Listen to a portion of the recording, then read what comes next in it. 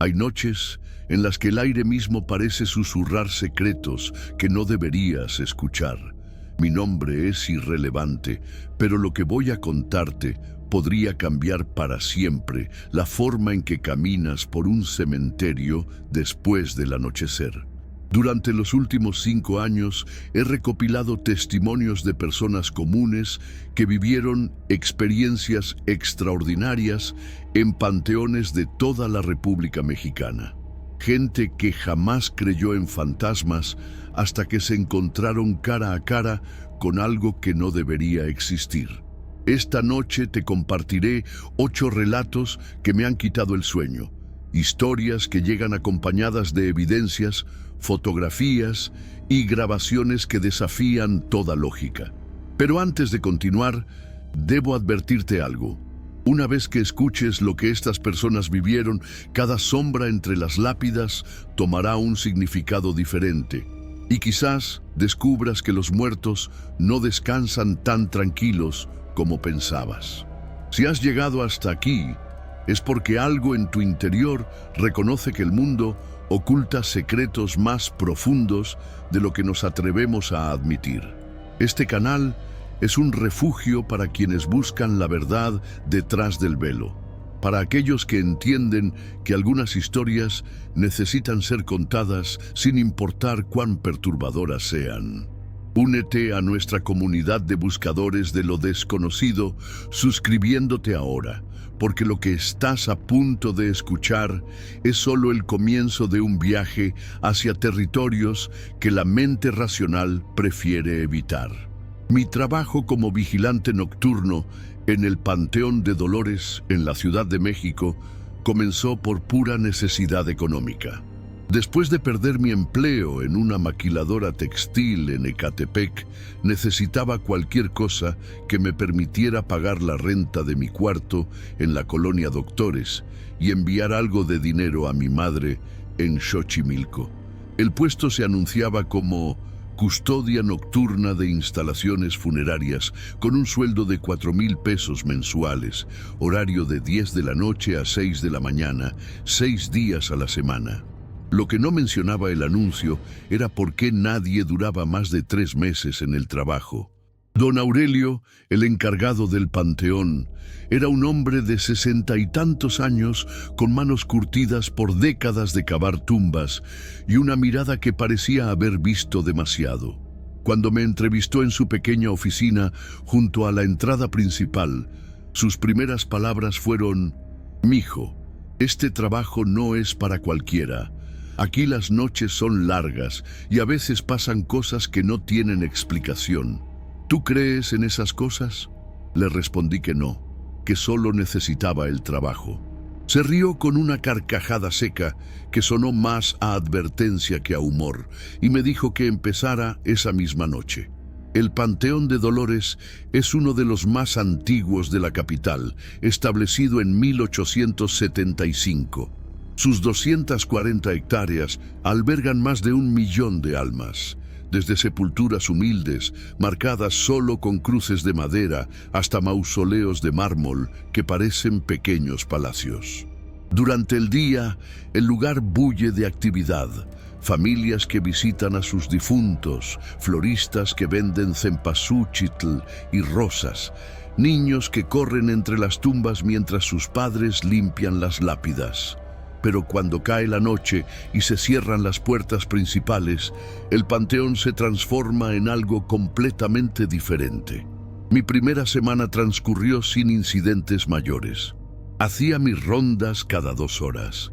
Revisaba que no hubiera intrusos o vándalos y el resto del tiempo lo pasaba en la pequeña caseta de vigilancia leyendo revistas viejas o escuchando la radio.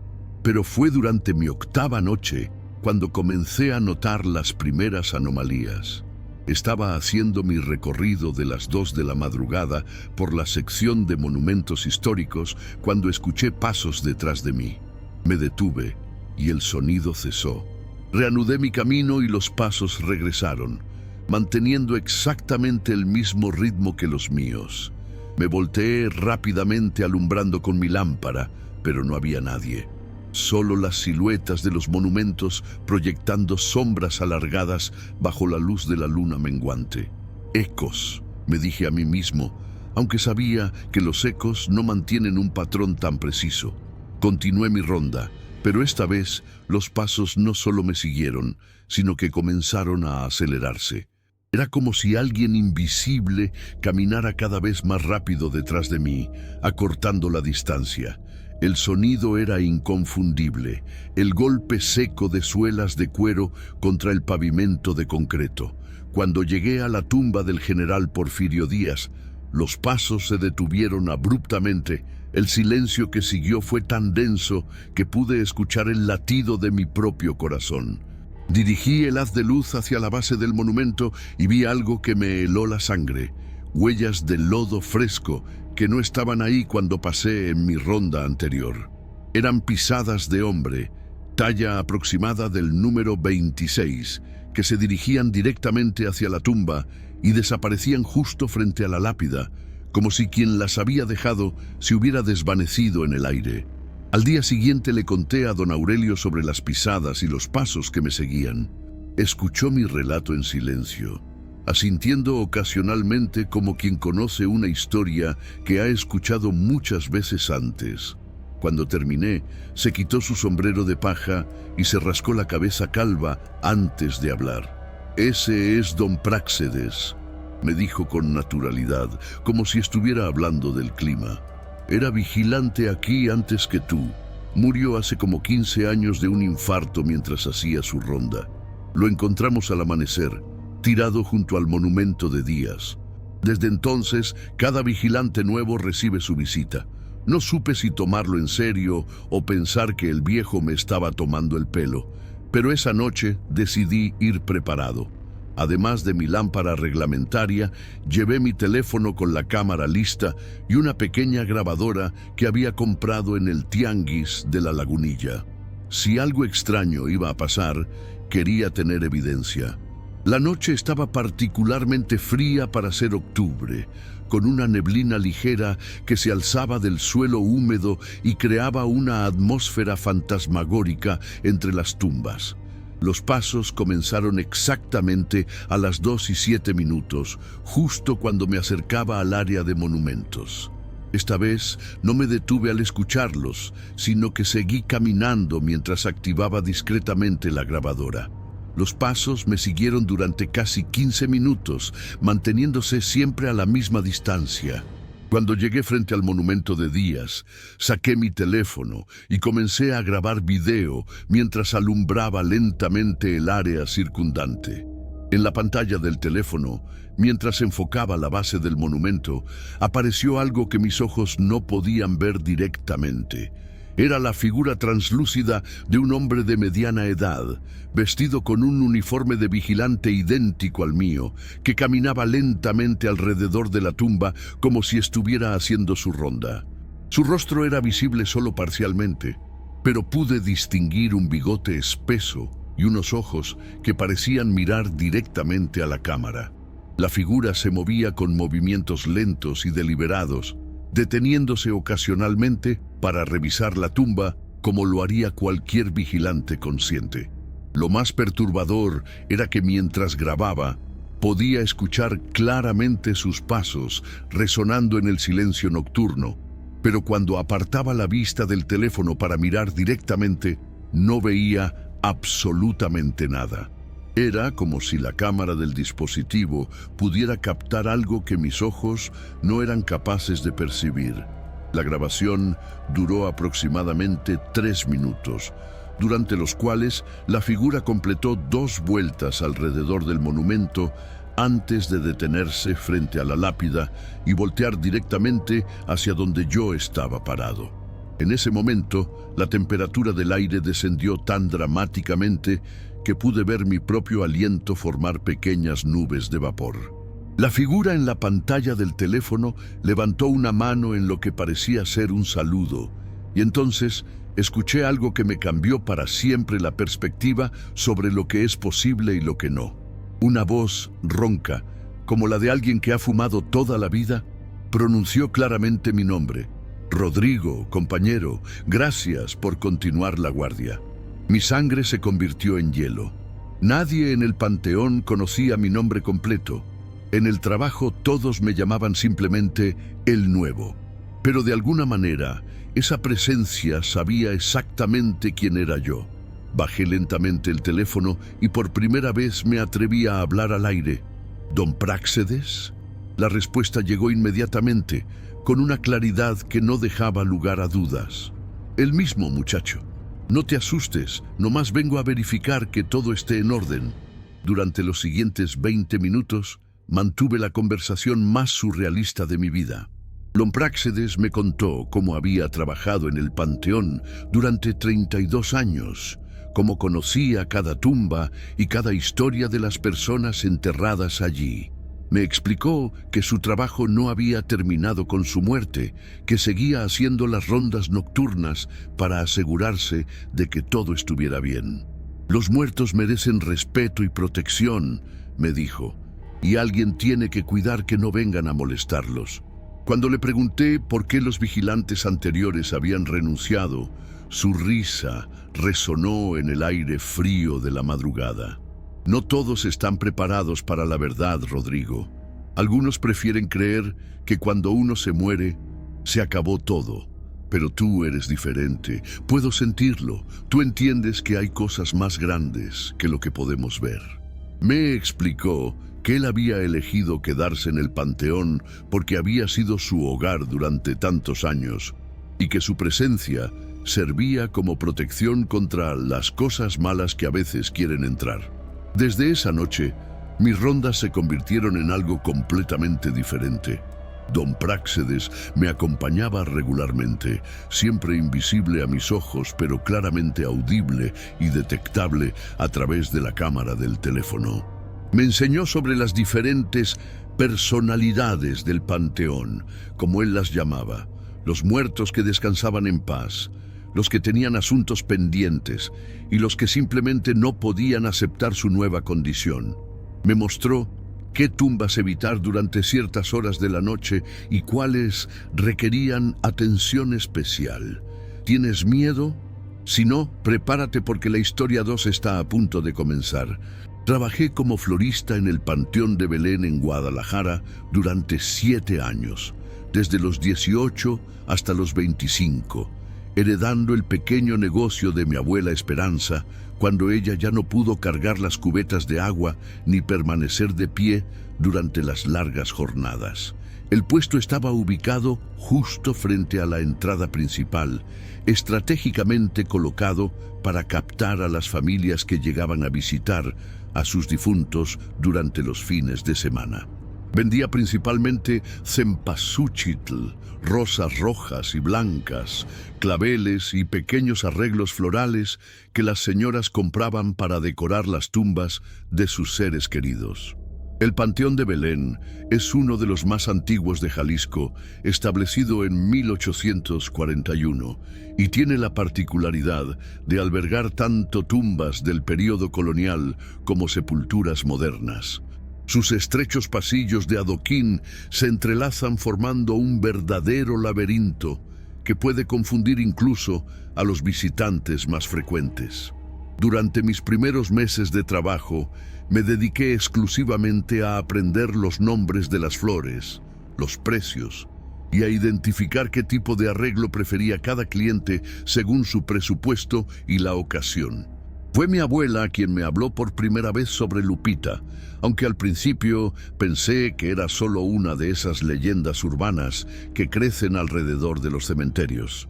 Según me contó, desde hacía aproximadamente 40 años, los vendedores del panteón reportaban avistamientos de una niña de unos 7 u 8 años que vagaba entre las tumbas durante las tardes, especialmente cuando comenzaba a atardecer. La describían como una pequeña vestida con un jumper azul marino y zapatos negros, como los uniformes escolares de las escuelas católicas, con el cabello oscuro recogido en 2 coletas, atadas con listones blancos. La niña nunca molesta a nadie, me explicó mi abuela mientras acomodábamos los ramos en las cubetas metálicas. Solo camina entre las tumbas como si estuviera buscando algo o a alguien. Algunos dicen que es el alma de una chamaquita que murió de polio en los años 50 y que su familia nunca pudo pagar una sepultura apropiada, así que la enterraron en una fosa común sin marcador. Otros creen que es solo una niña que se perdió hace muchos años y sigue buscando el camino a casa. Mi abuela siempre terminaba estas explicaciones con la misma frase: sea lo que sea, haz de cuenta que no la ves, mija. No todos los muertos quieren ser molestados. Durante mis primeros 2 años de trabajo, nunca vi nada fuera de lo ordinario. Mis días transcurrían entre el manejo del dinero, la preparación de arreglos florales y las conversaciones con los clientes habituales que llegaban religiosamente cada domingo a cuidar las tumbas de sus familiares. Pero fue una tarde de abril, cuando tenía 20 años recién cumplidos, que tuve mi primer encuentro con algo que desafiaría por completo mi comprensión de lo que es posible. Eran aproximadamente las 5:30 de la tarde, esa hora en que el sol comienza a descender y las sombras de los cipreses se alargan entre las lápidas creando patrones intrincados sobre el suelo de adoquín. Estaba cerrando mi puesto, guardando las flores que no se habían vendido en las cubetas con agua para mantenerlas frescas hasta el día siguiente, cuando noté que una niña pequeña observaba mi mercancía desde una distancia de unos 10 metros. No le presté mucha atención al principio. Era común que los niños que acompañaban a sus familias se sintieran atraídos por los colores vivos de las flores. Pero había algo diferente en esta niña. Mientras yo continuaba con mis labores de cierre, ella permaneció completamente inmóvil, simplemente observando, sin hacer el más mínimo movimiento o ruido.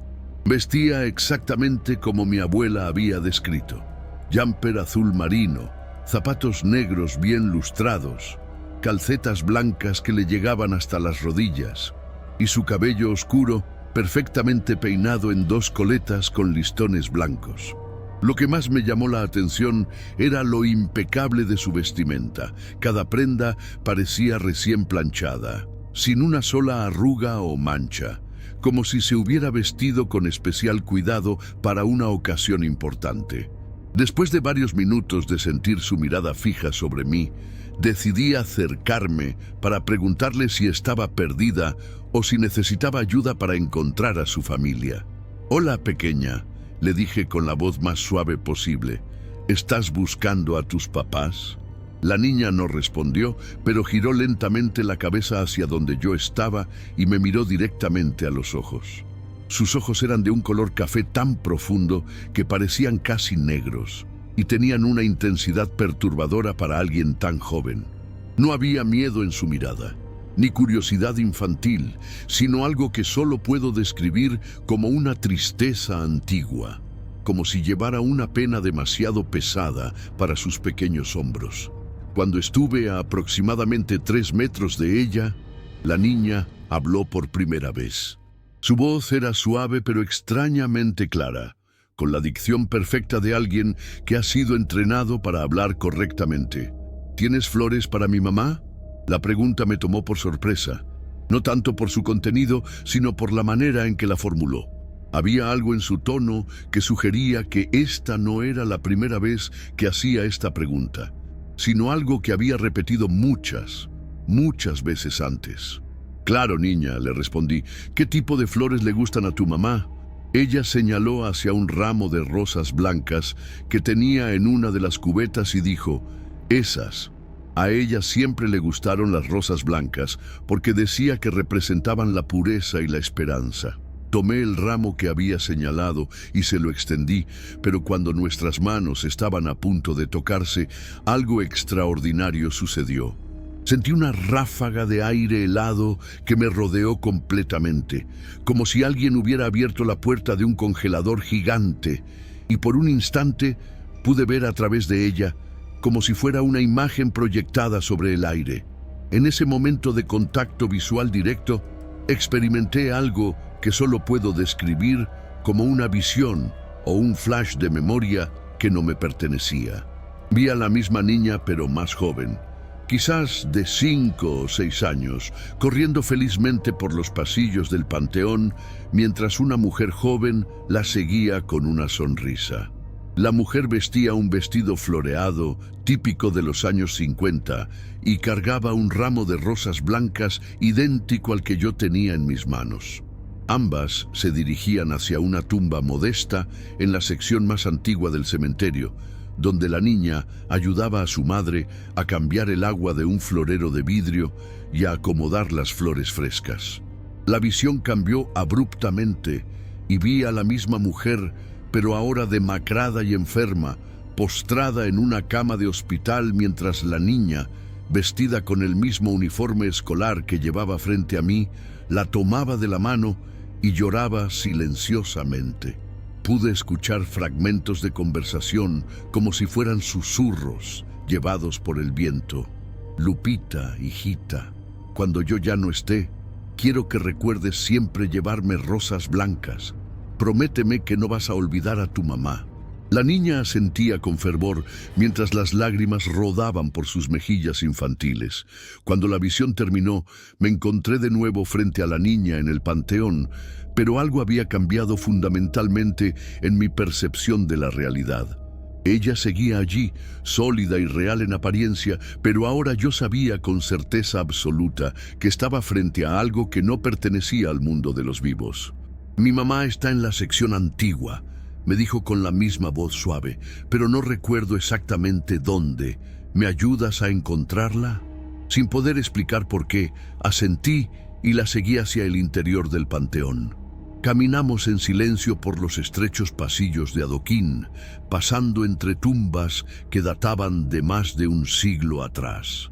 La niña se movía con una certeza que sugería un conocimiento íntimo del lugar, deteniéndose ocasionalmente para orientarse antes de continuar. Yo la seguía a unos pasos de distancia, cargando el ramo de rosas blancas, sintiéndome como parte de un ritual que había sido repetido incontables veces antes. Finalmente, nos detuvimos frente a una tumba particularmente modesta, marcada solo con una pequeña cruz de hierro oxidado y una placa de metal que el tiempo había vuelto casi ilegible. La niña se arrodilló frente a la tumba y extendió sus pequeñas manos hacia mí. Cuando le entregué las rosas, nuestros dedos se tocaron brevemente y sentí una frialdad que traspasaba hasta los huesos, pero también algo más.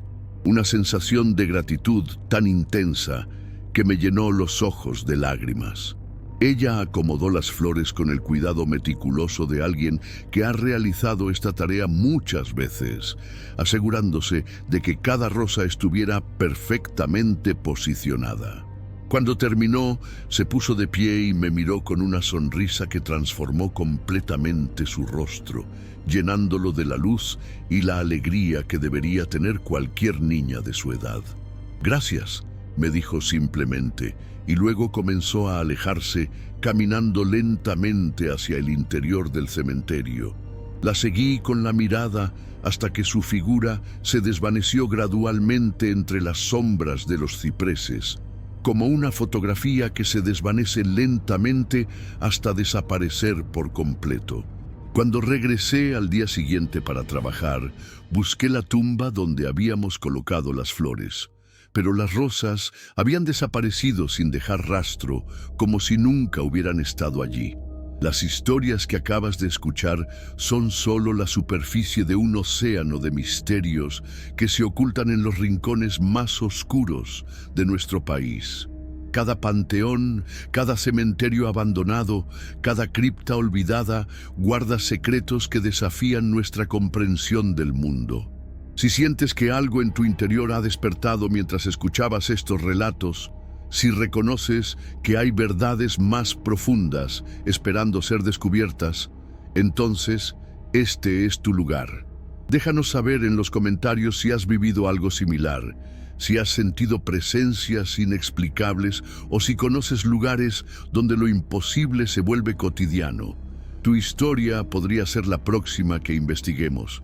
Suscríbete ahora para adentrarte más en estos territorios prohibidos del conocimiento. ¿Tienes miedo? Si no, prepárate porque la historia 3 está a punto de comenzar. Mi pasión por la fotografía nocturna me llevó a especializarme en capturar imágenes de arquitectura funeraria, especialmente en cementerios históricos donde la interacción entre la luz artificial y las sombras naturales crea composiciones visuales extraordinarias. Como fotoperiodista independiente basado en la ciudad de Oaxaca, había documentado más de 30 panteones a lo largo de todo el estado, desde pequeños cementerios rurales en pueblos zapotecos hasta los grandes panteones urbanos de la capital. Mi equipo incluía cámaras profesionales con sensores de alta sensibilidad, trípodes especializados para largas exposiciones y lentes que me permitían capturar detalles incluso en condiciones de muy poca luz. El Panteón General de la ciudad de Oaxaca se convirtió en uno de mis lugares favoritos para trabajar debido a su rica historia arquitectónica y la diversidad de estilos funerarios que abarcaban desde el período colonial hasta la época moderna. Establecido en 1853, el cementerio alberga tumbas de personajes históricos importantes, artistas locales y familias prominentes cuyas sepulturas fueron diseñadas por arquitectos reconocidos. Las noches de luna llena eran particularmente productivas para mi trabajo, ya que la luz natural complementaba perfectamente la iluminación artificial del panteón, creando un ambiente etéreo ideal para mis composiciones. Durante mis primeras docenas de sesiones nocturnas en el Panteón, desarrollé una rutina específica que me permitía maximizar mi tiempo y capturar las mejores imágenes posibles. Llegaba alrededor de las 11 de la noche, cuando el cementerio estaba oficialmente cerrado, pero aún había suficiente actividad residual en las calles circundantes para sentirme seguro. Instalaba mi equipo en diferentes ubicaciones estratégicas, utilizando exposiciones largas de entre 30 segundos y 5 minutos para capturar el movimiento sutil de las nubes y la interacción de luces y sombras sobre las superficies de mármol y granito. Fue durante mi 23ª sesión nocturna, una noche particularmente clara de noviembre, cuando comencé a notar anomalías en mis fotografías que no podía explicar mediante los principios técnicos conocidos de la fotografía. Al revisar las imágenes en la pantalla de mi cámara, inmediatamente después de capturarlas, todo parecía normal. Composiciones bien balanceadas, exposición correcta, enfoque preciso. Pero cuando transfería las mismas imágenes a mi computadora portátil para un análisis más detallado, aparecían elementos que definitivamente no habían estado presentes durante la toma. En una fotografía de larga exposición del mausoleo de la familia Hernández, una estructura de mármol blanco con columnas corintias y relieves elaborados, apareció la figura translúcida de una mujer vestida con un vestido largo de época que parecía estar de pie junto a la entrada del mausoleo. La figura era claramente visible en la imagen digital, con detalles nítidos que incluían el encaje del vestido, un collar de perlas y una expresión facial de profunda melancolía. Lo más perturbador era que durante la exposición de 4 minutos que había tomado capturar esa imagen, yo había estado observando directamente el mausoleo y no había visto absolutamente nada fuera de lo común. Decidí regresar la noche siguiente con equipo adicional, incluyendo una segunda cámara configurada para tomar fotografías consecutivas con intervalos de 10 segundos, y una videocámara infrarroja que había conseguido prestada de un colega que trabajaba en documentales de vida silvestre. Si algo estaba ocurriendo que mis ojos no podían percibir, pero mis cámaras sí podían capturar, necesitaba documentarlo de manera sistemática y científica.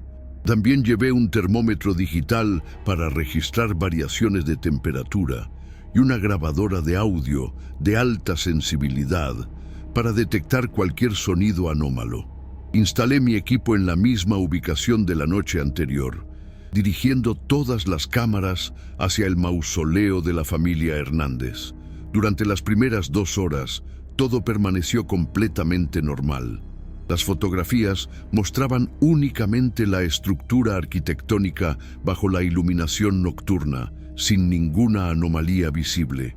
Pero alrededor de la 1:30 de la madrugada, la temperatura ambiente descendió súbitamente unos 10 grados centígrados sin que hubiera ningún cambio en las condiciones climáticas generales.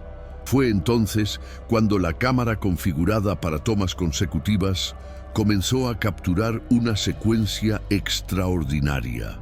En la primera imagen de la secuencia, el mausoleo aparecía completamente normal. En la segunda, tomada 10 segundos después, había una ligera distorsión del aire cerca de la entrada, como las ondas de calor que se ven sobre el pavimento en días muy calurosos, pero invertidas. En la tercera imagen, la distorsión había tomado una forma más definida, sugiriendo la silueta de una figura humana. Y en la cuarta fotografía, la misma mujer de la noche anterior estaba completamente materializada, pero esta vez no estaba inmóvil, sino que parecía estar caminando hacia el interior del mausoleo.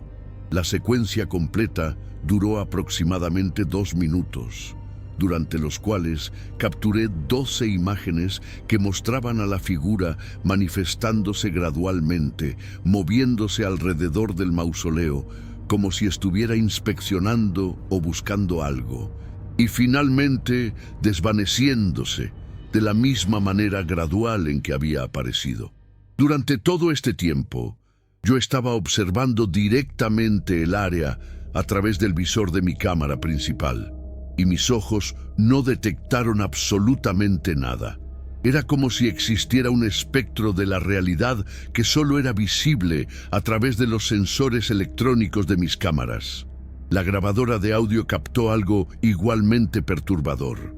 Durante los momentos exactos en que las cámaras estaban registrando la aparición de la figura, el micrófono detectó lo que parecía ser el sonido de pasos sobre grava, el roce de tela contra superficies de piedra y ocasionalmente el eco distante de lo que sonaba como sollozos ahogados. Los sonidos eran tan claros y definidos que cuando reproduje la grabación con audífonos de alta calidad, pude distinguir incluso el patrón específico de los pasos, el caminar lento y deliberado de alguien que lleva tacones bajos sobre superficies irregulares. Intrigado por estos descubrimientos, decidí investigar la historia del mausoleo de la familia Hernández, visitando los archivos históricos del Panteón y de la ciudad. Lo que descubrí añadió una dimensión completamente nueva a mis experiencias nocturnas. El mausoleo había sido construido en 1908 para albergar los restos de don Sebastián Hernández, un próspero comerciante de textiles, y su esposa, doña Esperanza Morales de Hernández. Según los registros, doña Esperanza había muerto en 1911 a los 32 años de edad, víctima de la influenza que azotó la región durante esos años. Pero lo más revelador estaba en las notas marginales de los documentos escritas por el administrador del panteón de esa época. Aparentemente, don Sebastián había quedado tan devastado por la muerte de su esposa que visitaba el mausoleo diariamente, a veces permaneciendo allí desde el amanecer hasta altas horas de la noche. Los guardias del cementerio reportaban que frecuentemente lo encontraban hablando en voz baja frente a la tumba, como si estuviera manteniendo conversaciones con alguien invisible.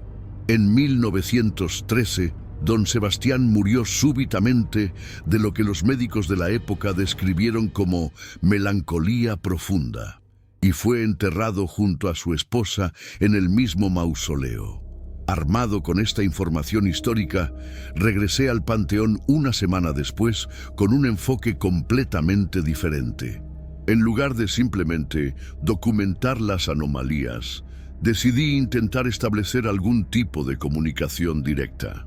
Instalé mi equipo como de costumbre, pero esta vez también llevé flores frescas, específicamente rosas blancas, que según los registros habían sido las favoritas de Doña Esperanza. Las coloqué frente al mausoleo antes de comenzar mi sesión fotográfica, pronunciando en voz alta una simple introducción. Doña Esperanza, soy Eduardo, un fotógrafo que está documentando la belleza de este lugar. Espero que no le moleste mi presencia. La respuesta fue inmediata y dramática. Todas mis cámaras, que estaban configuradas con baterías completamente cargadas, comenzaron a mostrar niveles de energía peligrosamente bajos. La temperatura descendió tan rápidamente que pude ver mi propio aliento formar nubes de vapor en el aire frío. Y por primera vez desde que había comenzado a trabajar en el Panteón, vi con mis propios ojos lo que antes solo había podido capturar a través de los sensores de mis cámaras. Doña Esperanza se materializó gradualmente frente al mausoleo, como una imagen de televisión sintonizándose lentamente. Era exactamente como había aparecido en mis fotografías, una mujer joven de extraordinaria belleza, vestida con un elaborado vestido de encaje blanco que parecía ser su atuendo de boda, con el cabello oscuro recogido en un moño elegante y adornado con pequeñas flores. Sus ojos, de un color café claro que parecía brillar con luz propia, me miraron directamente con una expresión que combinaba sorpresa, curiosidad y una profunda tristeza. «Hace mucho tiempo que nadie me trae flores», me dijo con una voz que sonaba como un susurro amplificado, clara pero etérea. «¿Quién eres tú, joven? ¿Y por qué puedes verme?» Le expliqué mi trabajo como fotógrafo y mi interés en documentar la historia del Panteón, tratando de mantener mi voz calmada, a pesar de que mi corazón latía tan fuerte que estaba seguro de que ella podía escucharlo.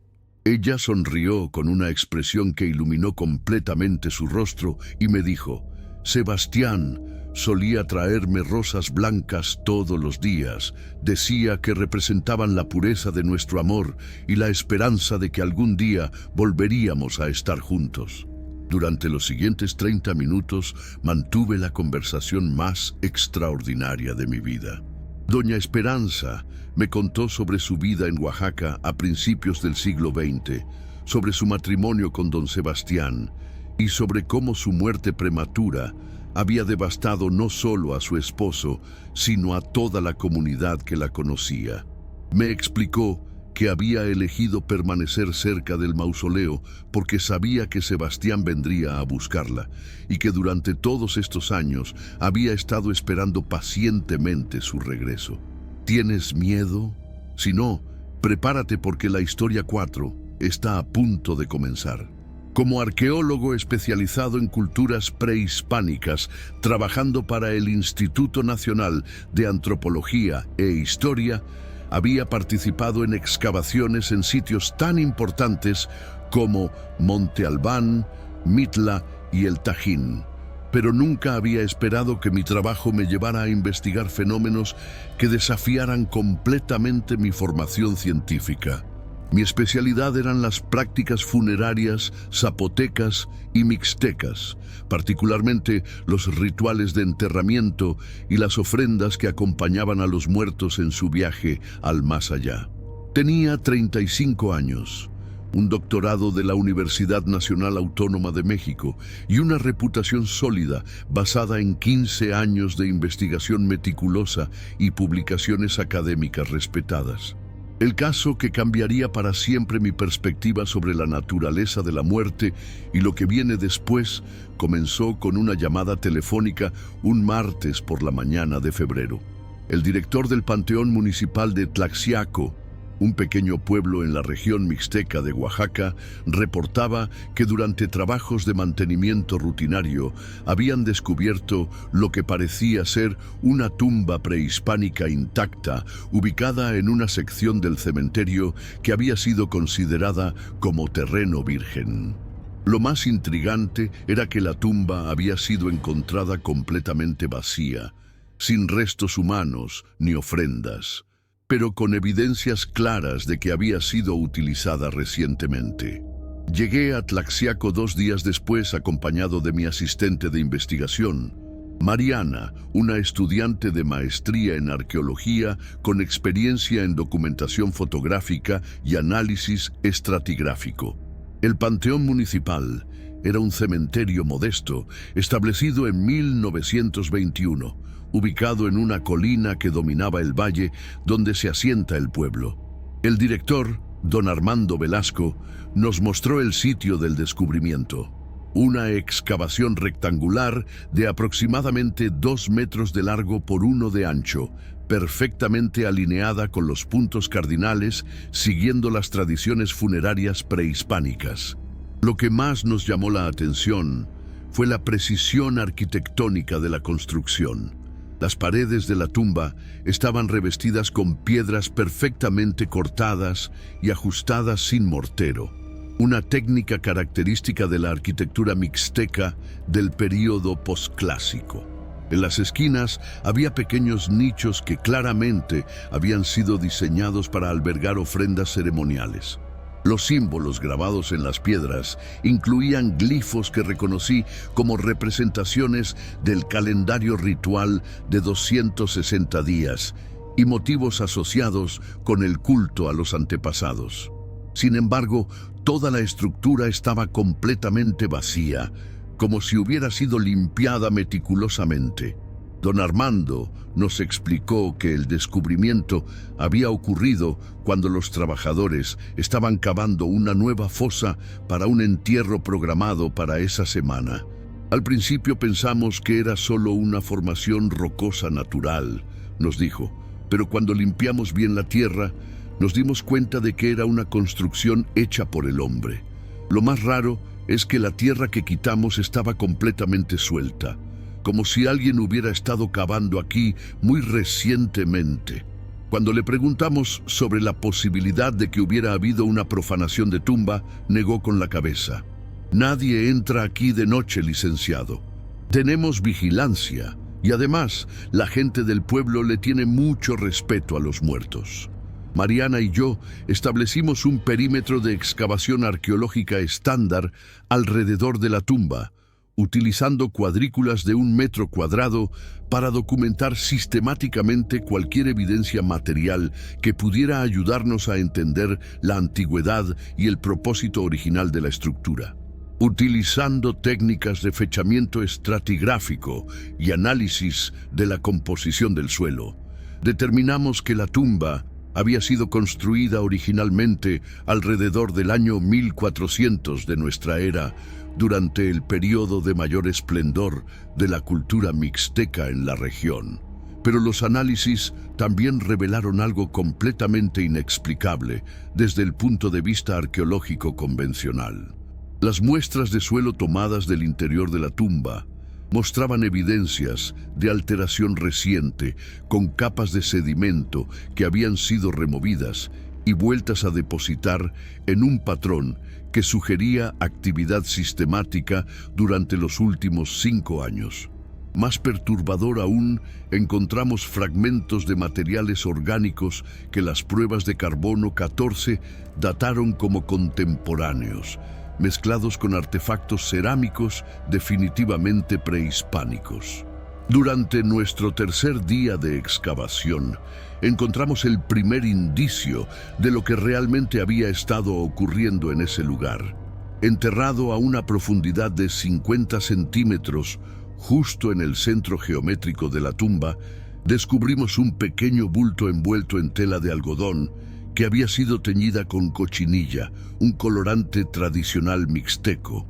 Cuando desenvolvimos cuidadosamente la tela en nuestro laboratorio improvisado, encontramos una colección de objetos que nos dejaron completamente perplejos.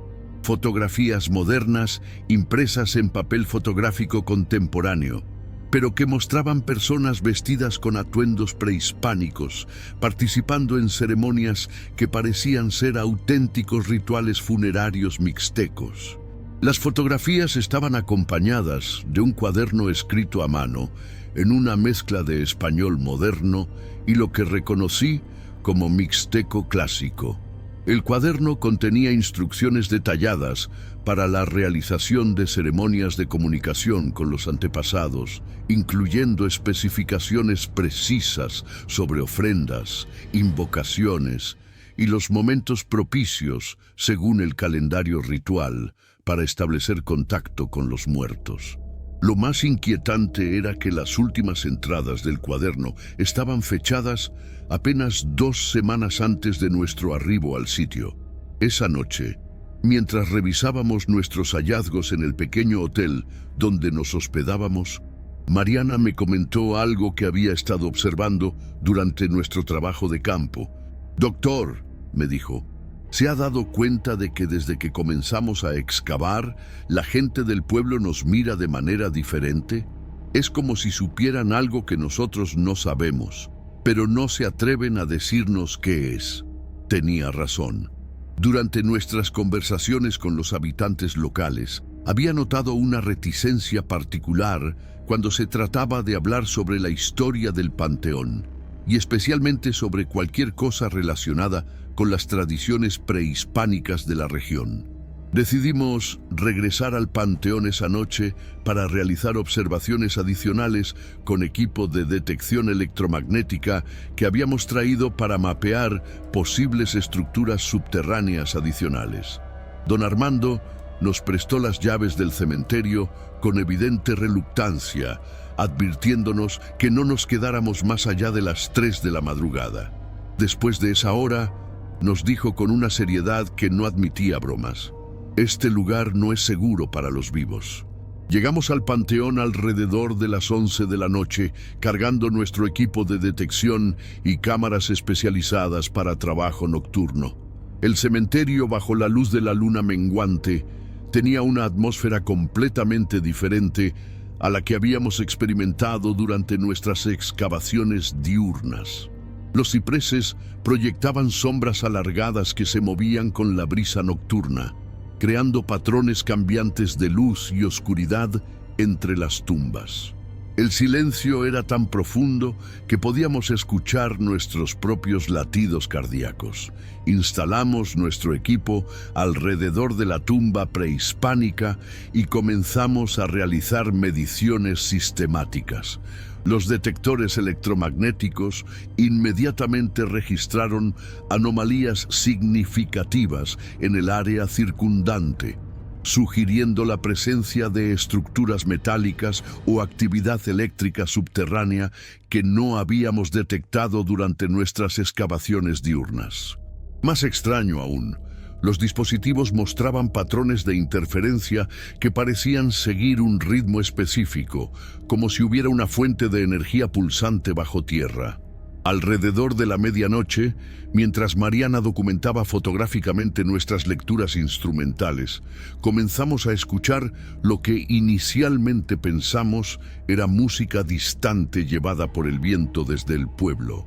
Pero a medida que prestábamos más atención, nos dimos cuenta de que los sonidos no venían de la dirección del asentamiento urbano, sino de algún lugar dentro del mismo cementerio.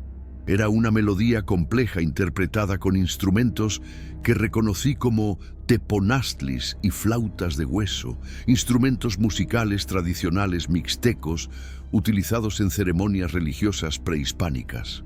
La música se intensificó gradualmente, acompañada por voces humanas que cantaban en mixteco clásico lo que parecían ser invocaciones rituales. Siguiendo el sonido, nos dirigimos hacia la sección más antigua del panteón, donde las tumbas databan de principios del siglo XX.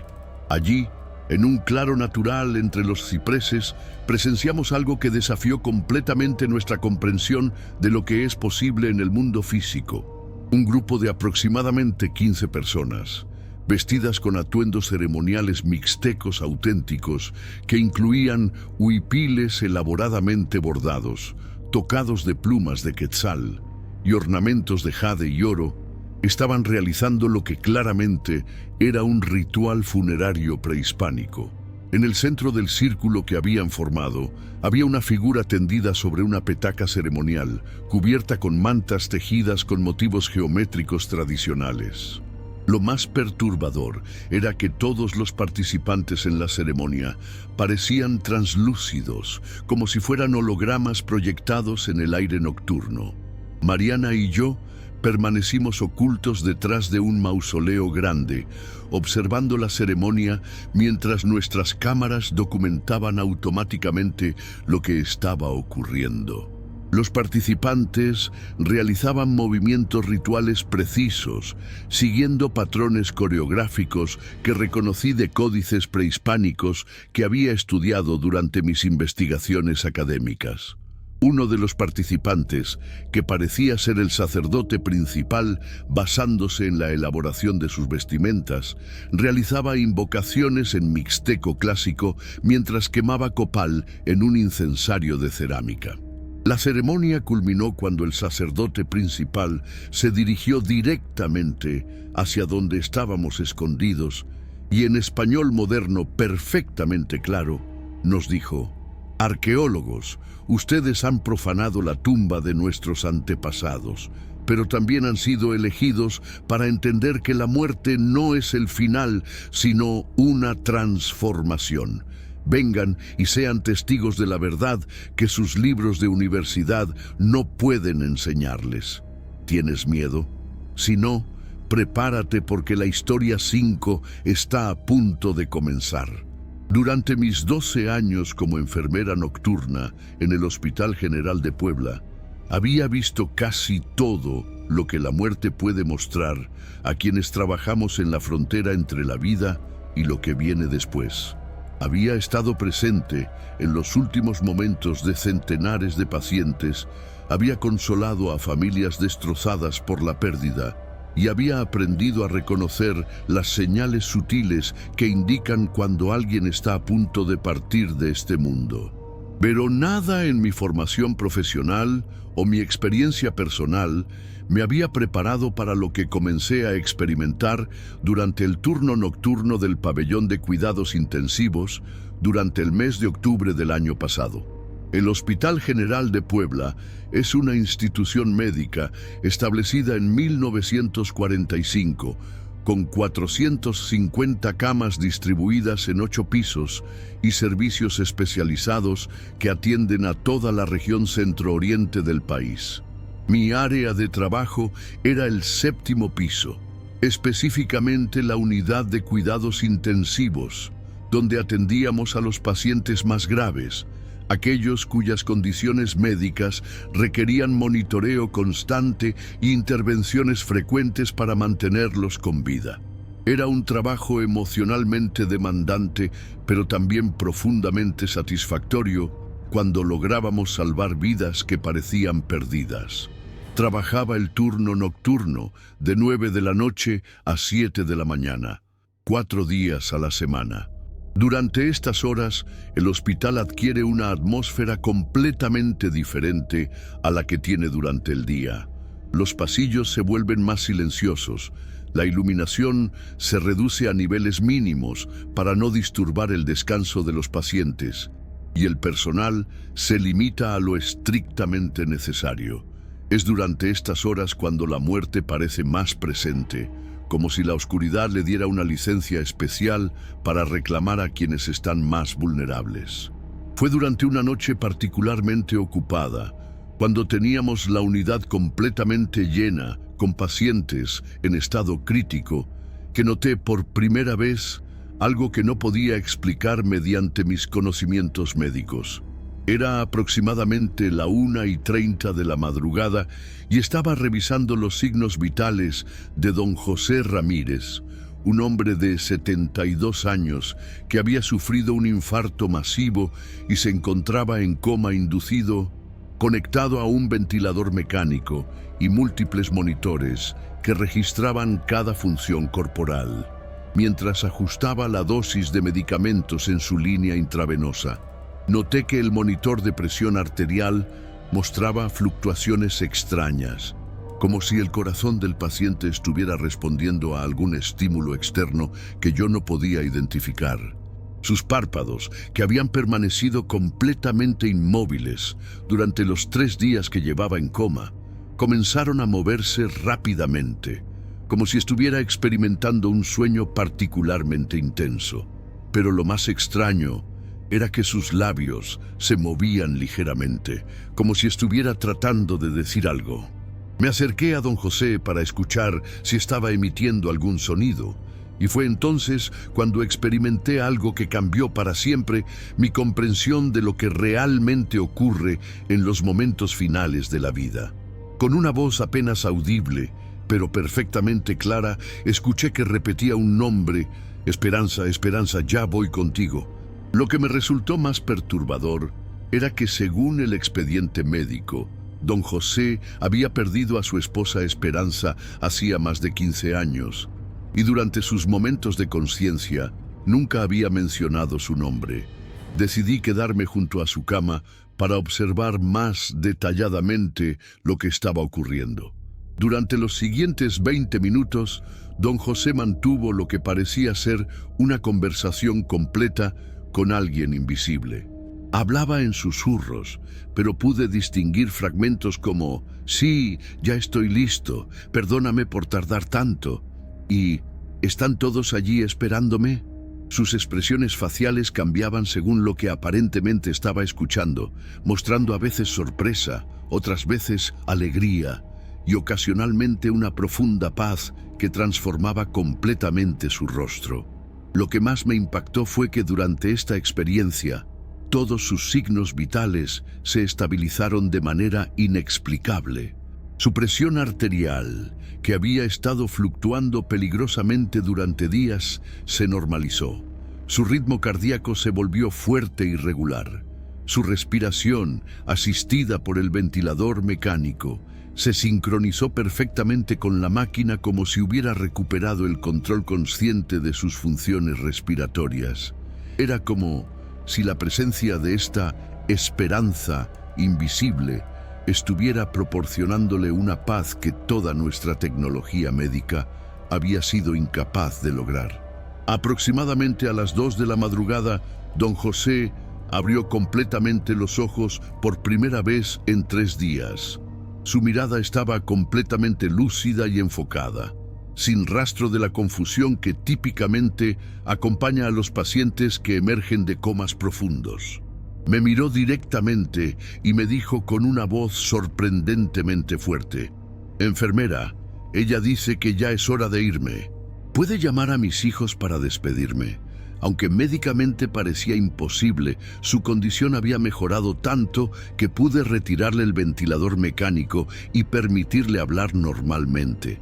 Llamé inmediatamente a su familia, que llegó al hospital en menos de 30 minutos. Durante la hora que don José pasó despidiéndose de sus hijos y nietos, mantuvo una lucidez y una serenidad extraordinarias. Les habló sobre recuerdos compartidos, les dio consejos para sus vidas y les aseguró que no tenían que preocuparse por él porque Esperanza ya vino por mí y me va a cuidar. Sus familiares, aunque agradecidos por tener la oportunidad de despedirse, estaban claramente confundidos por la súbita mejora en su condición. Después de que su familia se despidió y se retiró para descansar en la sala de espera, don José me pidió que me quedara con él durante sus últimos momentos. Enfermera, me dijo, usted ha cuidado de mí estos días y quiero que sepa que no tengo miedo. Esperanza me está mostrando el camino y hay mucha luz donde vamos. Durante los siguientes minutos, mantuvo lo que claramente era una conversación continua con su esposa fallecida, respondiendo a preguntas que yo no podía escuchar y sonriendo como si estuviera recibiendo noticias maravillosas. Lo que presencié durante sus últimos 15 minutos de vida desafió todo lo que había aprendido sobre el proceso de muerte durante mis años de experiencia médica. En lugar del deterioro gradual de las funciones corporales que típicamente precede al fallecimiento, don José parecía estar experimentando una transición suave y pacífica. Su respiración se volvió cada vez más lenta y profunda, como si estuviera quedándose dormido naturalmente.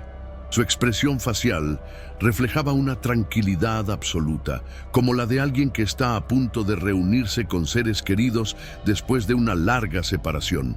Justo antes de su último aliento, don José volteó hacia la esquina de la habitación donde yo no veía nada, extendió su mano como si alguien la estuviera tomando y dijo con una voz llena de alegría: «Esperanza, mi amor, qué hermosa te ves. ¿Listos para irnos a casa?». Fue entonces cuando experimenté algo que cambió fundamentalmente mi comprensión de la muerte. Por un instante, apenas una fracción de segundo, pude ver una figura translúcida de mujer junto a la cama, vestida con un vestido blanco que parecía brillar con luz propia, extendiendo su mano hacia don José con una sonrisa de amor infinito. La aparición fue tan breve que casi pude convencerme de que había sido una ilusión óptica causada por el cansancio y el estrés emocional del momento. Pero lo que siguió me confirmó que había sido testigo de algo verdaderamente extraordinario. En el momento exacto en que don José exhaló su último aliento, todos los equipos médicos de la habitación se apagaron simultáneamente durante aproximadamente 10 segundos, a pesar de que no hubo ningún fallo en el suministro eléctrico del hospital. Cuando los monitores se reactivaron, mostraron una línea plana perfecta, sin la fluctuación errática que normalmente precede al paro cardíaco. Pero lo más impactante ocurrió cuando estaba preparando el cuerpo para el procedimiento post-mortem. La habitación se llenó súbitamente con el aroma de las flores de azahar, el mismo perfume que, según los expedientes médicos, había sido el favorito de Esperanza cuando estaba viva. El aroma era tan intenso y real que salí al pasillo para verificar si alguien había traído flores frescas al hospital, pero no encontré ninguna fuente posible para ese olor. Cuando regresé a la habitación, el aroma había desaparecido completamente, pero sobre la almohada de don José había una pequeña flor de azahar fresca que definitivamente no había estado allí momentos antes. Esta experiencia con don José fue solo la primera de muchas similares que viví durante los meses siguientes. Comencé a notar que muchos pacientes en estado terminal experimentaban visitas de familiares fallecidos durante sus últimas horas, y que estas visitas invariablemente coincidían con mejoras temporales en su condición médica y una paz extraordinaria que ningún medicamento podía proporcionar. Empecé a documentar estos casos, no para ninguna publicación médica oficial, sino porque sentía que era importante preservar estas experiencias que desafiaban nuestro entendimiento convencional de la muerte y lo que viene después. La frontera entre la vida y la muerte es mucho más porosa de lo que la ciencia convencional se atreve a admitir. Cada historia que has escuchado esta noche es solo una ventana hacia una realidad más vasta y misteriosa que nos rodea constantemente, esperando ser reconocida por aquellos que tienen ojos para ver y oídos para escuchar. Si alguna vez has sentido una presencia inexplicable junto a la cama de un ser querido que partía, si has percibido aromas familiares sin fuente aparente, o si has sido testigo de fenómenos que desafían la lógica racional, tu experiencia tiene valor y merece ser compartida. Comenta abajo si has vivido algo similar, porque cada testimonio añade una pieza más al rompecabezas de lo que realmente somos y hacia dónde vamos cuando dejamos este mundo. Suscríbete para seguir explorando estos territorios inexplorados de la experiencia humana, donde lo imposible se vuelve cotidiano y la muerte revela sus secretos más profundos. ¿Tienes miedo? Si no, prepárate porque la historia 6 está a punto de comenzar. Heredé el oficio de sepulturero de mi padre, don Evaristo, quien a su vez lo había aprendido de mi abuelo Crescencio, creando una tradición familiar que se remontaba a más de 70 años de servicio en el Panteón de Mezquitán en Guadalajara. Durante 3 generaciones, los hombres de mi familia habían cavado tumbas, preparado sepulturas y acompañado a las familias dolientes en el momento final de depositar a sus seres queridos en su descanso eterno. Era un trabajo que requería no solo fuerza física para manejar la tierra y las herramientas pesadas, sino también una sensibilidad especial para tratar con personas que estaban viviendo los momentos más difíciles de sus vidas. Mi nombre es Abundio Ramírez Sánchez. Tengo 43 años y durante los últimos 20 he trabajado como sepulturero principal en el Panteón de Mezquitán, uno de los cementerios más antiguos y grandes de Guadalajara, establecido en 1841. El panteón abarca más de 150 hectáreas de terreno ondulado, dividido en secciones que van desde las tumbas más humildes de la fosa común hasta los elaborados mausoleos familiares de las familias más prominentes de la ciudad. Mi trabajo diario incluía cavar nuevas sepulturas, mantenimiento de las instalaciones y ocasionalmente exhumaciones cuando las familias decidían trasladar los restos de sus familiares. Durante mis primeros años en el oficio, mi padre me enseñó no solo las técnicas prácticas del trabajo, sino también lo que él llamaba el protocolo del respeto hacia los muertos. Esto incluía reglas específicas sobre cómo comportarse en el cementerio, especialmente durante las horas nocturnas cuando el panteón estaba oficialmente cerrado. «Mijo», me decía, «los muertos tienen sus propias costumbres y horarios.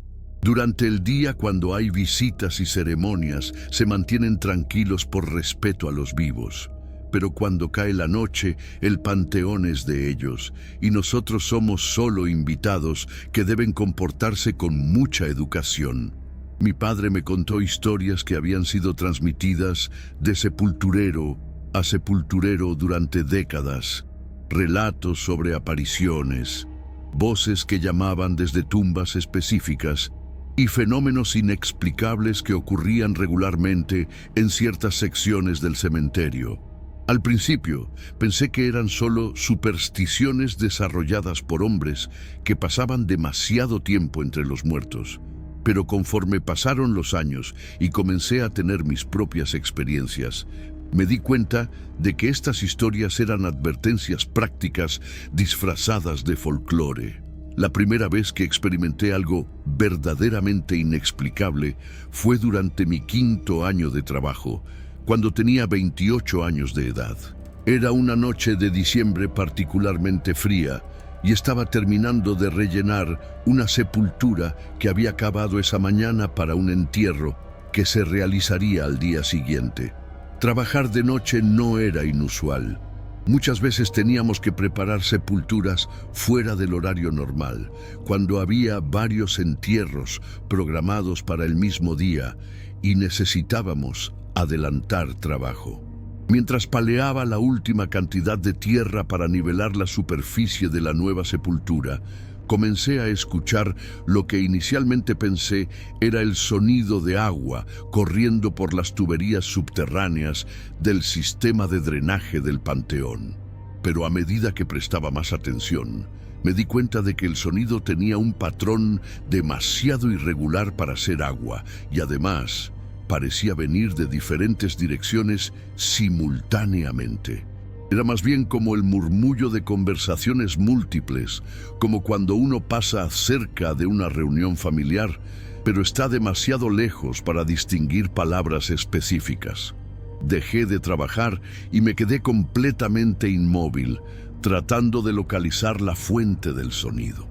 Lo que escuché durante los siguientes 10 minutos cambió para siempre mi relación con el cementerio y mi comprensión de lo que realmente ocurre bajo tierra después de que los cuerpos son sepultados. Las voces eran claramente humanas, hablando en español, pero con la calidad acústica distorsionada que tienen los sonidos cuando viajan a través de espacios subterráneos.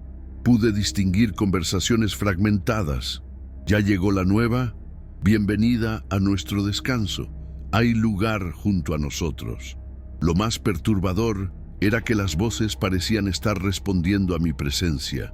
Cuando me moví hacia la izquierda, las conversaciones se intensificaron en esa dirección. Cuando me acerqué a una tumba antigua marcada con una cruz de hierro oxidado, una voz femenina muy clara dijo: Abundio, hijo de Evaristo, nieto de Crescencio, bienvenido a nuestro trabajo nocturno. El hecho de que conociera no solo mi nombre, sino también la genealogía completa de mi familia, me produjo una sensación de vértigo que me obligó a sentarme en el borde de la sepultura que acababa de terminar. Reuniendo todo mi valor, decidí responder. Señora, dije en voz alta, sintiéndome extremadamente tonto, pero incapaz de ignorar lo que estaba experimentando. Soy Abundio y estoy aquí trabajando.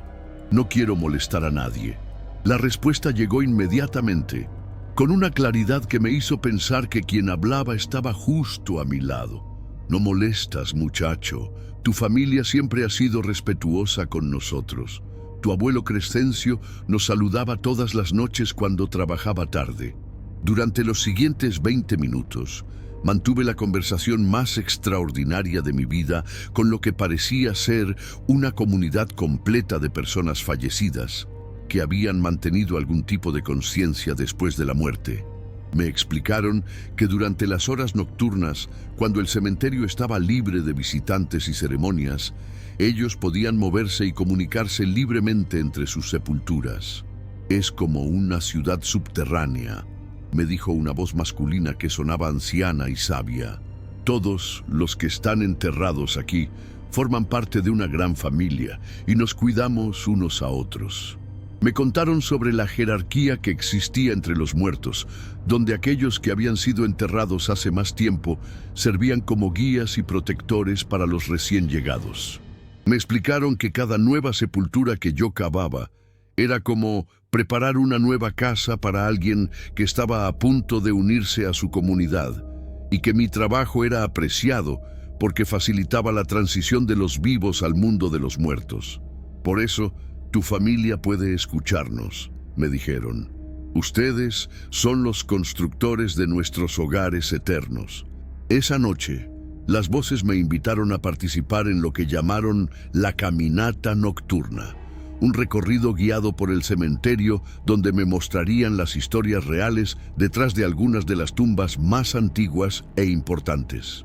Si vas a trabajar aquí toda tu vida como tu padre y tu abuelo, me dijo la voz femenina que había hablado primero, debes conocer verdaderamente este lugar y a quienes lo habitan. Siguiendo las instrucciones que me daban las voces, caminé lentamente por los senderos del cementerio, deteniéndome frente a tumbas específicas donde diferentes espíritus me contaron sus historias.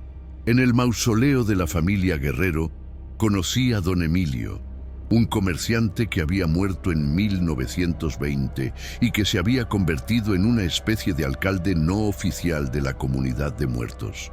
En una tumba modesta marcada solo con una cruz de madera, conocí a Esperanza, una joven que había muerto en el parto y que ahora se dedicaba a cuidar de los niños que morían y eran enterrados en el cementerio. Cada espíritu con el que hablé esa noche me reveló aspectos del cementerio que nunca había conocido durante mis años de trabajo diurno. Me mostraron túneles subterráneos que conectaban diferentes secciones, cámaras ocultas, donde se guardaban objetos preciosos que las familias habían enterrado secretamente con sus seres queridos, y lugares específicos donde la energía espiritual era tan intensa que podían manifestarse físicamente durante ciertas noches del año. La experiencia culminó cuando me llevaron al centro geográfico exacto del cementerio, donde había una tumba sin nombre que yo había visto miles de veces, pero a la que nunca había prestado atención especial. Esta, me dijeron, es la tumba del primer sepulturero de Mezquitán, el hombre que cavó las primeras sepulturas cuando el cementerio fue establecido. Él es quien nos enseña a mantener el orden entre los mundos de los vivos y los muertos. Cuando me acerqué a la tumba sin nombre, sentí una presencia tan poderosa que mis rodillas casi cedieron. Una voz profunda y autoritaria que parecía venir del fondo de la tierra misma me habló directamente. Abundio Ramírez, tercera generación de cuidadores de este lugar sagrado, acepta la responsabilidad que tu sangre ha heredado. Tú no eres solo un cavador de tumbas, sino un guardián de la frontera entre dos mundos. ¿Aceptas esta responsabilidad? Sin comprender completamente lo que estaba aceptando, pero sintiendo que era lo correcto, respondí, sí, acepto. En ese momento, todos los espíritus del cementerio hablaron al unísono, creando un coro sobrenatural que resonó a través de toda la necrópolis. Bienvenido, hermano guardián, ahora eres uno de nosotros, aunque aún vivas. Desde esa noche, mi trabajo en el cementerio se transformó completamente. Ya no era simplemente un empleado que cavaba tumbas y mantenía las instalaciones, sino un mediador activo entre el mundo de los vivos y el reino de los muertos. Los espíritus me informaban sobre problemas específicos que requerían atención. Me guiaban hacia tumbas que necesitaban reparaciones que no eran obvias para los ojos humanos, y me ayudaban a proporcionar consuelo a las familias dolientes de maneras que no podían explicar racionalmente, pero que siempre resultaban efectivas. ¿Tienes miedo? Si no, prepárate porque la historia 7 está a punto de comenzar. Mi tesis de licenciatura en Antropología Social en la Universidad Autónoma de Yucatán se centraba en las tradiciones funerarias contemporáneas en cementerios rurales de la península, específicamente en cómo las prácticas prehispánicas mayas habían influido en los rituales católicos modernos relacionados con la muerte y el culto a los antepasados. Como estudiante de 23 años, originaria de Mérida, había crecido escuchando las leyendas urbanas sobre aluxes y otros seres sobrenaturales, pero mi formación académica me había enseñado a abordar estas creencias desde una perspectiva antropológica objetiva, como manifestaciones culturales de sistemas de creencias ancestrales. Mi investigación de campo me llevó al pequeño pueblo de Oxkutzcab, donde el cementerio municipal había sido construido directamente sobre lo que los arqueólogos habían identificado como un antiguo sitio ceremonial maya dedicado al culto de los muertos. Los habitantes locales mantenían tradiciones únicas que combinaban elementos católicos con prácticas claramente prehispánicas, como la preparación de altares familiares dentro del cementerio durante el Hanal Pixán, la versión yucateca del Día de los Muertos, que se extiende durante todo el mes de octubre. Don Crescencio Put, el cuidador del cementerio y mi principal informante para la investigación, era un hombre de 75 años que hablaba español, maya yucateco y lo que él llamaba el idioma de los antepasados, una variante arcaica del maya que, según él, había aprendido directamente de los espíritus que habitaban el cementerio. Durante nuestras primeras entrevistas, me contó historias sobre apariciones regulares de antiguos sacerdotes mayas que continuaban realizando ceremonias nocturnas en el cementerio, manteniendo vivos rituales que habían sido practicados en ese mismo lugar durante más de 1000 años. Inicialmente, interpreté estos relatos como ejemplos perfectos de sincretismo religioso, donde las creencias ancestrales se habían adaptado y sobrevivido bajo el barniz del catolicismo colonial. Pero conforme profundizaba en mi investigación y pasaba más tiempo en el cementerio documentando las prácticas rituales contemporáneas, comencé a experimentar fenómenos que desafiaron mi marco teórico académico y me obligaron a cuestionar las fronteras entre la investigación antropológica objetiva y la participación directa en los sistemas de creencias que estaba estudiando. La primera anomalía que registré ocurrió durante mi 10ª visita al cementerio, cuando estaba documentando fotográficamente los altares familiares que las familias habían construido para recibir a las almas de sus difuntos durante el Hanal Pixán.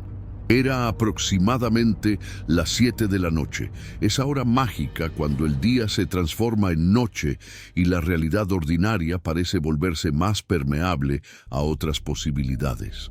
Estaba fotografiando un altar particularmente elaborado, dedicado a un niño que había muerto de sarampión en 1960, cuando mi cámara digital comenzó a funcionar de manera errática. Las fotografías que capturé esa noche mostraban elementos que definitivamente no habían estado presentes cuando apreté el obturador. En las imágenes del altar del niño aparecían figuras translúcidas vestidas con atuendos ceremoniales mayas tradicionales, incluyendo huipiles elaboradamente bordados y tocados de plumas que reconocí de las ilustraciones en códices prehispánicos que había estudiado durante mis cursos de arqueología mesoamericana. Las figuras parecían estar realizando ofrendas ceremoniales, colocando flores de cempasúchitl y objetos que no pude identificar sobre el altar. Don Crescencio, que me había acompañado esa noche para explicarme el significado de los diferentes elementos rituales, revisó las fotografías en la pantalla de mi cámara con una expresión que combinaba satisfacción y preocupación. «Ahora ya los puedes ver», me dijo en maya yucateco antes de traducir al español. «Los guardianes del lugar han decidido que eres digna de conocer la verdad. Pero esto también significa que ya no puedes ser solo una observadora. Ahora eres parte de sus ceremonias». Durante las siguientes 3 horas, presencié lo que solo puedo describir como una ceremonia maya prehispánica completa, realizada por espíritus que parecían haber mantenido sus tradiciones rituales intactas a pesar de haber muerto hace siglos. Los participantes, que gradualmente se volvieron visibles a mis ojos sin necesidad de la cámara, realizaban invocaciones en maya clásico mientras quemaban copal en incensarios de cerámica que parecían recién salidos de un museo arqueológico. La ceremonia se centraba en dar la bienvenida a las almas de los difuntos recientes y en mantener abiertas las vías de comunicación entre el mundo de los vivos y el reino de los ancestros. Lo más extraordinario era que los espíritus mayas interactuaban directamente con los altares contemporáneos que las familias católicas habían preparado, integrando perfectamente las ofrendas modernas con sus propios rituales ancestrales. Observé cómo tomaban las tortillas hechas a mano, el chocolate preparado tradicionalmente y las flores frescas que las familias habían dejado, y las redistribuían siguiendo patrones geométricos que correspondían a principios cosmológicos mayas que reconocí de mis estudios académicos. Uno de los sacerdotes espirituales, un hombre anciano con un tocado elaborado que incluía plumas de quetzal y ornamentos de jade, se acercó directamente a mí y me habló en español perfectamente claro. «Estudiante de los caminos antiguos, has venido aquí buscando conocimiento sobre nuestras costumbres. Te ofrecemos algo más valioso que las palabras escritas en tus libros, la experiencia directa de la verdad que tus antepasados conocían. ¿Estás preparada para aprender?» Sin comprender completamente las implicaciones de mi respuesta, pero impulsada por una curiosidad académica que superaba mi miedo, acepté la invitación. Lo que siguió fue la experiencia educativa más intensa y transformadora de mi vida. Los sacerdotes espirituales me enseñaron técnicas de comunicación con los muertos que habían sido transmitidas de generación en generación durante más de 1000 años. Conocimientos que no aparecían en ningún códice o texto arqueológico porque habían sido preservados exclusivamente a través de la tradición oral espiritual. Me mostraron cómo reconocer las señales que indican la presencia de ancestros específicos, cómo interpretar los mensajes simbólicos que los muertos enviaban a través de cambios sutiles en las ofrendas de los altares, y cómo servir como intermediaria entre las familias vivas y sus difuntos para resolver asuntos pendientes que impedían el descanso pacífico de las almas. Aprendí que el cementerio de Oxkutzcap no era simplemente un lugar donde se enterraban cuerpos, sino un portal activo entre dimensiones que requería mantenimiento espiritual constante para funcionar apropiadamente. Durante mi iniciación en estos conocimientos ancestrales, experimenté visiones que me transportaron al pasado del sitio, donde pude observar las ceremonias originales que se habían realizado allí cuando era un centro ceremonial maya activo. Vi a sacerdotes vivos realizando los mismos rituales que ahora ejecutaban en forma espiritual, y comprendí que la muerte no había interrumpido su servicio sagrado, sino que simplemente lo había transformado a una modalidad diferente de existencia. Los espíritus mayas me explicaron que habían estado esperando durante décadas a que llegara alguien con la formación académica necesaria para documentar y preservar sus enseñanzas de una manera que fuera comprensible para el mundo moderno. Tus libros universitarios contienen solo fragmentos de nuestra sabiduría, me dijo el sacerdote principal. Nosotros podemos enseñarte el conocimiento completo, pero debes comprometerte a utilizarlo para ayudar a las familias que vienen aquí buscando paz para sus muertos. Acepté este compromiso, y durante los meses siguientes, mi investigación de tesis se transformó en algo completamente diferente de lo que había planeado originalmente. En lugar de un análisis académico distante de las prácticas funerarias contemporáneas, me convertí en una participante activa en un sistema de conocimiento ancestral que estaba siendo revitalizado a través de mi propia experiencia directa. Mi tesis final se convirtió en una documentación única de técnicas ceremoniales mayas que habían sido consideradas perdidas para siempre, pero que en realidad habían sido preservadas en el reino espiritual. La noche de mi graduación, regresé al cementerio de Oxkutzcap para agradecer a mis maestros espirituales por las enseñanzas que habían compartido conmigo. Los encontré realizando una ceremonia especial en mi honor, donde me otorgaron el título de Guardiana de la Sabiduría Ancestral, y me encargaron la responsabilidad de entrenar a futuras generaciones de intermediarios entre los mundos de los vivos y los muertos. ¿Tienes miedo? Si no, prepárate porque la historia 8 está a punto de comenzar. Como conductor de taxi nocturno en la Ciudad de México durante los últimos 15 años, había recorrido prácticamente todas las calles y avenidas de esta metrópoli inmensa, desde las colonias más exclusivas de las lomas hasta los barrios más humildes de la periferia.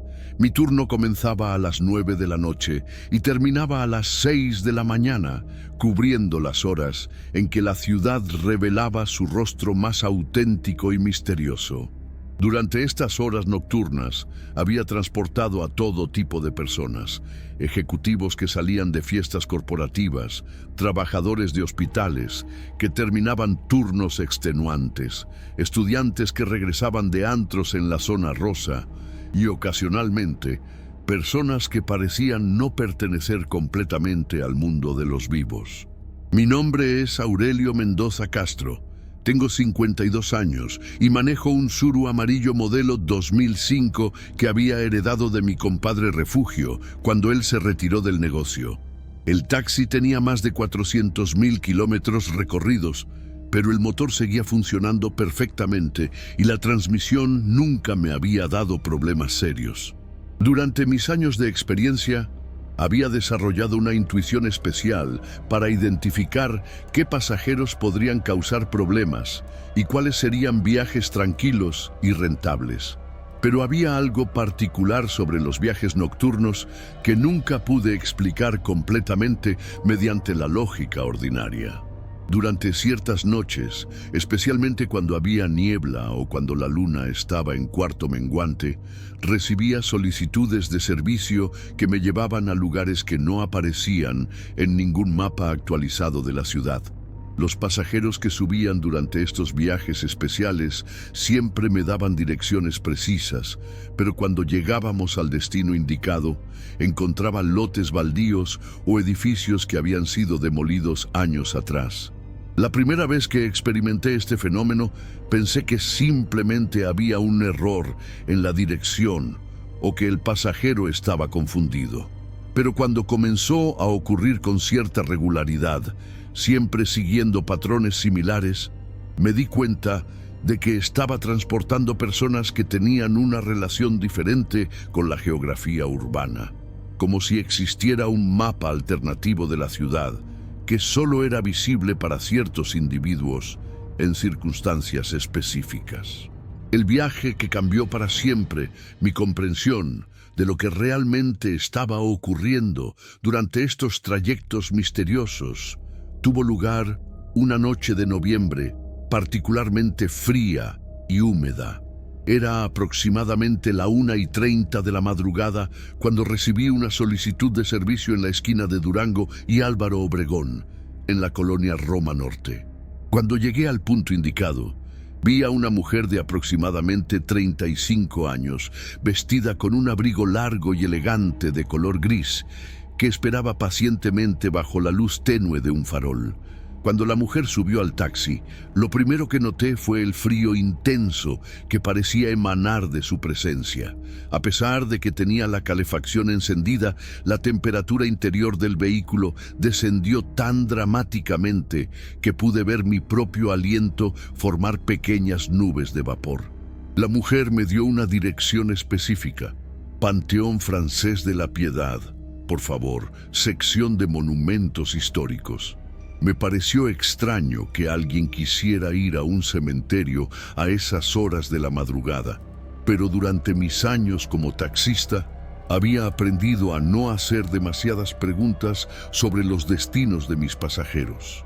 Durante el trayecto hacia el panteón, que tomó aproximadamente 25 minutos navegando por calles prácticamente vacías, la mujer permaneció en completo silencio, mirando por la ventana con una expresión de profunda melancolía. Ocasionalmente la observaba a través del espejo retrovisor y noté que su reflejo parecía menos sólido que su presencia física real, como si fuera una imagen proyectada sobre el vidrio en lugar de un reflejo verdadero. También noté que durante todo el viaje no escuché el sonido de su respiración, algo que normalmente se detecta fácilmente en el espacio cerrado de un automóvil. Cuando llegamos al Panteón Francés, que estaba completamente cerrado y oscuro a esas horas, la mujer me pidió que la esperara mientras realizaba una visita importante que no puede posponerse. Me ofreció pagarme por el tiempo de espera, extendiendo un billete de 200 pesos que parecía auténtico, pero que cuando lo toqué se sintió extrañamente frío, como si hubiera estado guardado en un congelador. Acepté esperarla, aunque el lugar me producía una sensación de inquietud que no podía explicar racionalmente. Observé a través del parabrisas cómo la mujer se acercaba a la reja principal del cementerio, que estaba cerrada con una cadena y un candado robusto. En lugar de intentar escalar la reja o buscar otra entrada, simplemente se desvaneció gradualmente hasta desaparecer por completo, como si hubiera sido absorbida por el aire nocturno. Pensé que mis ojos me habían jugado una mala pasada debido al cansancio y la iluminación deficiente, pero cuando bajé del taxi para verificar qué había ocurrido, no encontré rastro alguno de la mujer en los alrededores del cementerio. Decidí esperar como había prometido, aunque ya no estaba seguro de por qué o por quién estaba esperando. Durante la siguiente hora, presencié actividad dentro del cementerio que desafiaba toda explicación lógica. A través de los barrotes de la reja, pude ver luces tenues que se movían entre las tumbas, como velas que flotaran en el aire siguiendo patrones específicos. También escuché música distante, algo que sonaba como un vals tocado por una orquesta pequeña, aunque no había manera de que hubiera músicos vivos realizando una presentación dentro de un cementerio cerrado en plena madrugada. Aproximadamente a las 3 de la madrugada, la mujer reapareció del mismo modo inexplicable en que había desaparecido, materializándose gradualmente junto a la reja del cementerio como una fotografía desarrollándose lentamente. Subió nuevamente al taxi con la misma serenidad con que había bajado, pero ahora había algo diferente en su presencia. El frío intenso había desaparecido y por primera vez pude escuchar claramente su respiración. También noté que su reflejo en el espejo retrovisor ahora era completamente normal y sólido. «Gracias por esperar», me dijo con una voz que sonaba más cálida y humana que antes. «¿Podría llevarme ahora a la colonia Doctores, por favor? Calle Regina, número 345. Durante este segundo trayecto, la mujer se mostró más comunicativa, contándome que había venido a despedirse de su esposo, quien había muerto en un accidente automovilístico 3 años atrás. Me explicó que cada año, en el aniversario de su muerte, ella realizaba esta visita nocturna al panteón, para asegurarle que no lo había olvidado y que seguía amándolo. Cuando le pregunté cómo había logrado entrar al cementerio cerrado, ella sonrió con una expresión que combinaba tristeza y paz, y me dijo: «Hay puertas que solo se abren para quienes realmente necesitan atravesarlas. El amor verdadero no conoce barreras físicas, señor taxista». Durante el resto del viaje, me contó sobre su vida con su esposo, sus planes futuros que habían sido interrumpidos por la tragedia y cómo había aprendido a encontrar consuelo en estas visitas anuales que le permitían mantener viva la conexión con él. Cuando llegamos a la dirección en la colonia Doctores, me di cuenta de que estábamos frente a un edificio de departamentos que parecía haber sido construido recientemente. La mujer me pagó exactamente la cantidad que marcaba el taxímetro. Me agradeció por el servicio con una sinceridad que me conmovió profundamente y se dirigió hacia la entrada del edificio. Pero cuando giré la cabeza para verla entrar, ya no estaba allí. Bajé del taxi para verificar y el edificio frente al cual me había detenido mostraba signos claros de haber estado abandonado durante años. Al día siguiente, movido por una curiosidad que no podía ignorar, regresé a la colonia Doctores durante el día para investigar la dirección que la mujer me había dado. Descubrí que el edificio había sido demolido 4 años atrás, después de haber resultado gravemente dañado en un sismo. Según los vecinos del área, una joven pareja había vivido en el departamento del 3er piso hasta que el esposo murió en un accidente de tráfico. La esposa había muerto 1 año después, en circunstancias que nunca fueron completamente aclaradas, pero muchos decían que había sido de tristeza. Esa noche, mientras reflexionaba sobre esta experiencia extraordinaria, me di cuenta de que durante mis años como conductor nocturno había sido testigo de muchos viajes similares, transportando pasajeros que existían en esa frontera misteriosa entre la vida y la muerte. Mi taxi no era solo un medio de transporte urbano, sino un vehículo que ocasionalmente servía para que las almas perdidas completaran viajes importantes que la muerte había interrumpido, pero no cancelado definitivamente. Las 8 historias que has escuchado esta noche representan solo una pequeña muestra de los miles de testimonios que he recopilado durante años de investigación en cementerios de toda la República Mexicana. Cada relato ha sido verificado, documentado y corroborado por múltiples fuentes independientes. No son invenciones ni exageraciones, sino experiencias reales vividas por personas comunes que se encontraron cara a cara con evidencias innegables de que la muerte no es el final absoluto que la sociedad moderna nos ha enseñado a creer.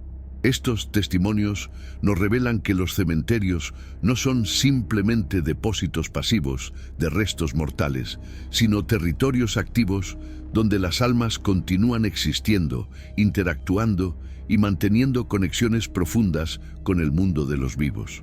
Son lugares donde el tiempo funciona de manera diferente, donde el pasado y el presente se entrelazan, y donde aquellos que han partido pueden regresar temporalmente para completar asuntos pendientes o simplemente para recordarnos que el amor trasciende todas las barreras físicas.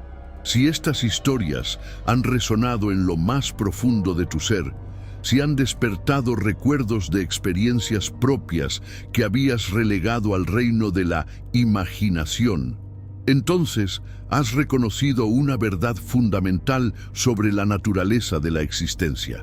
Hay múltiples dimensiones de la realidad coexistiendo simultáneamente, y los cementerios son algunos de los pocos lugares donde estas dimensiones se tocan lo suficientemente cerca como para permitir intercambios entre ellas. Te invito a compartir en los comentarios tus propias experiencias con lo inexplicable, especialmente si han ocurrido en cementerios o en presencia de personas que estaban transitando entre la vida y la muerte. Cada testimonio añade una pieza más al rompecabezas de lo que realmente somos, como seres espirituales viviendo una experiencia humana temporal. Tu historia podría ser la clave que ayude a otros a comprender experiencias que han marcado sus vidas, pero que no se han atrevido a compartir por miedo al escepticismo. Suscríbete a este canal para continuar explorando los misterios más profundos de nuestra existencia, porque cada semana revelaremos nuevos testimonios que desafían las fronteras de lo posible. Comparte este video con aquellos que entiendes que están preparados para cuestionar las limitaciones de la realidad consensual. Y recuerda, la próxima vez que camines por un cementerio después del anochecer, hazlo con respeto y con la mente abierta, porque nunca sabes quién podría estar observándote desde el otro lado del velo que separa a los vivos de quienes han aprendido a existir de una manera diferente. Los muertos no descansan, simplemente han encontrado nuevas formas de vivir.